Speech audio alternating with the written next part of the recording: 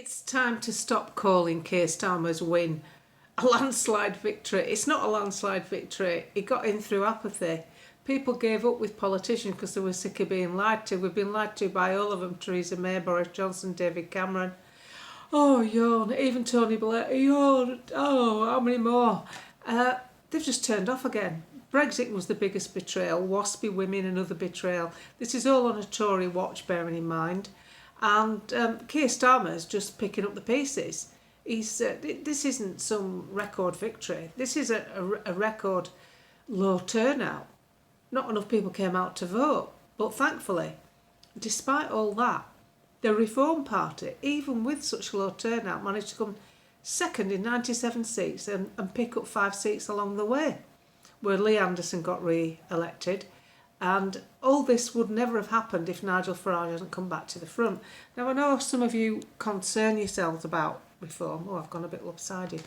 I don't really see... I don't see the issues that you've got as being issues. I really don't. I'm not a member of the party. I don't join political parties for one reason. And that's so that I can stay a neutral voice. I can always say, well, I'm not a member. I'm not trying to push this because I'm pushing a party. I'm pushing what I'm pushing because I'm pushing common sense. I'm pushing what I see. And what I see is there isn't enough time to start creating anything else. Reform are already doing it. They're in 5 seats. They're cleaning up at the council elections. Hence, Starmer wants to try and cancel them, which seems to me a bit illegal. So this is the horse you have to back. This is the getaway car. And you've got to jump in. And what you've got to ask yourself, with any concerns you've got about this party or the leader, is this would be my viewpoint, because I am one of that lot. Don't forget, I support Tommy Robinson. I'm a that lotter. Forget it. Why are you hanging on to that? How destructive is that? You're hanging on to something that's going to stop you from supporting something that's the only option you've got. Or not vote. And Keir Starmer's a result of the not vote gang, the spoiled ballot papers, those that don't turn out. That's what you get, even worse.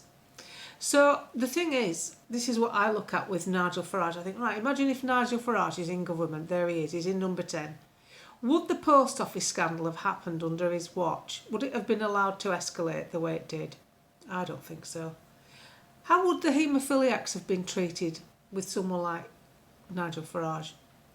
Not even him. Say Rupert Lowe, an outstanding contribution to British politics in such a short space of time.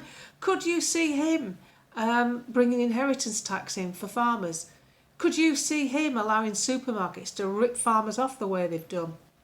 Could you see him organising a mandate for a drug where everybody had to have it or get sacked? Because it's not just about one man anymore, isn't reform? It's about the party. And Nigel has already said one day he may be in number 10, it may not be him.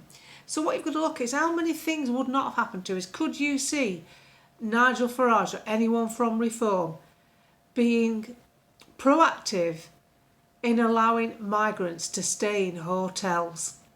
You'd save £9 million a day there. Just saved right off the top, because it wouldn't have happened. Because they would insist on identification. That eliminates the criminal element. They can't come. They don't come. He wouldn't have foreign criminals in our jails. He'd deport them. He wouldn't have been as hardcore with what went on with Southport. Absolutely no way. He would have been more rational. And he wouldn't use the police for his own system or the judiciary. So you've got to look at all the things that wouldn't have happened to us if we'd had people like that in a power-based position. Would he have delayed Brexit? No, he'd have gone on WTO rules. He'd have got out immediately, and he would have had the European Union knocking on our door for trade deals. Instead, we got Theresa May. Well, we weren't supposed to have Theresa May. We've been betrayed all along by the Tories. And the trouble is, the real genuine Tories, the conservative Tories that believe in conservatism, there's not enough of them to have an effect within their own party. I'm just hoping that people like that jump ship nearer an election time. If they did it now, it would possibly cause a by-election, so they won't do that. But hopefully, the real, genuine Conservatives may jump jump seats and go with reform. I'm not averse to having something like a Thatcherite Conservative Party morph out of reform, because that's what it is basically. That'd be all right, because that means that small businesses would be treated well and things like stamp duty would be reduced. They'd want to reboot the housing market, and they certainly wouldn't be putting foreigners queue jumping the list for housing. It just wouldn't happen. There are so many things that just wouldn't happen if this party were allowed to become the government, that to nitpick about the party setup is such small potatoes to me. Because the thing is, if you're going to take the hump of that, it's only really pertinent to party members, isn't it? People who have coughed the 25 quid up.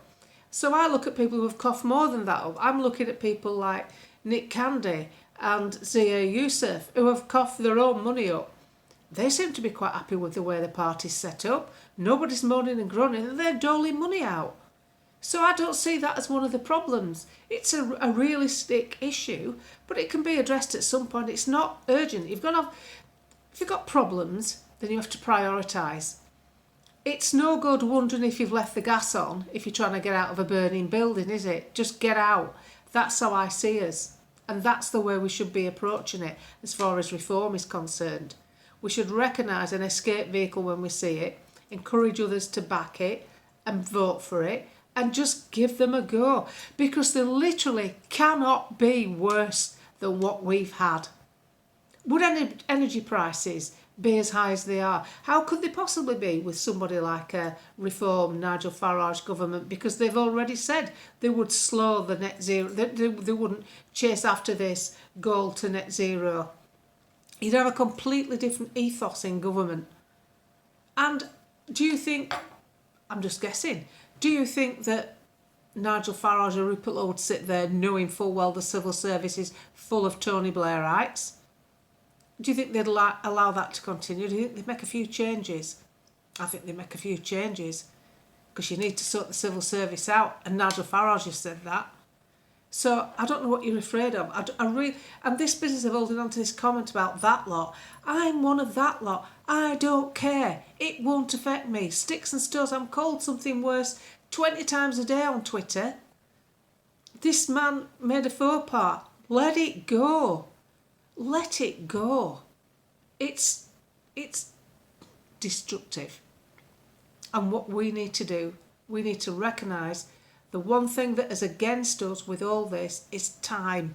We do not have the time to fanny around trying to resurrect an old party or trying to create something new. Getting backers and going through the whole rigmarole, setting it up. There isn't time. Reform have done a lot of the hard work. They've got 5 MPs in the House. They're taking council seats. They've got backing.